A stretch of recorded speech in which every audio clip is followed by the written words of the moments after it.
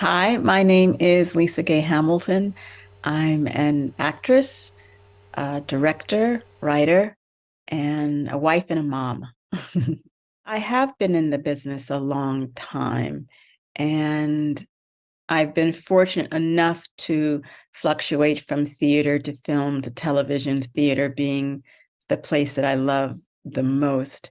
And I still find theater the place where I grow the most as an artist because the roles are much more, um, they're fuller, they're more interesting, they're more challenging, and they give me the opportunity to tell a much deeper story than just film and television.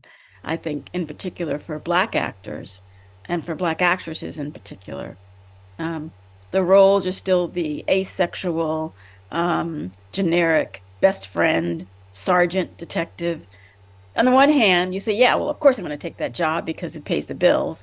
Um, on the other hand, you're forced to go into work maybe 3 times an episode and do some exposition and leave, which is disheartening and sad and challenging. You do get paid, um, but it's hard to do actually. As I've gotten older, as I suggested, the roles get even more generic. As I've gotten older, of course, I'm playing the mom and the grandma now, and they are not central to what the storyline is. I can't say that the roles are interesting or challenging or even full blown characters. I can't say that, no. As you get older, regardless of race, I think that's for women in general, that we don't have that luxury of aging gracefully as far as the executives are concerned. Um, Although there have been some movies here of late where they've proven that, women generated directors and cinematographers and stars um, of a broad range um, possibly can make money because that is the bottom line. The bottom line is, can I make money? Can I make money off of this person? It's all about the green. And so if a project were to come through that hit all those right markers where it would have women of color in it, then perhaps. It's just really, really hard. Um, and there's just no getting around it. I don't know what will bring about the change. I'm not the most optimistic human being on the planet, so I'm not quite sure what would make that change happen.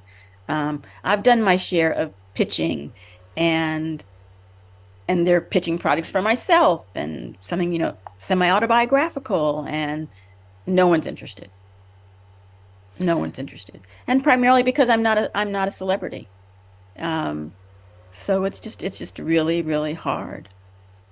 I love roles that have a social impact. And I love those roles that um, allow the character to actually um, be a reflection of the politics of today. So let's say there was a show about, let's just say Black Lives Matter, let's just say, for example. And if there were a show about those women, the three founders Mm. and their life and their ups and downs and their sometimes decisions that we outside think, oh my gosh, can't believe that you've turned into this, let's just say. Um, I I would find that fascinating. Oh, I see what's on public view and I keep going, I can't believe that got money. I can't believe somebody thought that was a great idea and it's actually streaming. I do know that there has to be a sense of faith and blind faith that if I push hard enough, if I um, gather folks of like mind, that at least the project can be funded, maybe not in the millions of dollars range, but I can raise 1 million, I could raise 800,000, let's say, and take my iPhone and do my own content, as we were talking about earlier, and putting it on the internet. And I'm always amazed that things find homes and audiences. I think that's the way to do it. I don't know of any other way. And that's a wonderful thing that we have this technology that I can put something. I mean, you look at this, I don't know, look at it, but the TikTok thing or whatever that other stuff is that everyone's talking about. Um, and it gets views. Mind you, those aren't the kinds of individuals or topics that I'm interested in, and that I think are healthy for our society.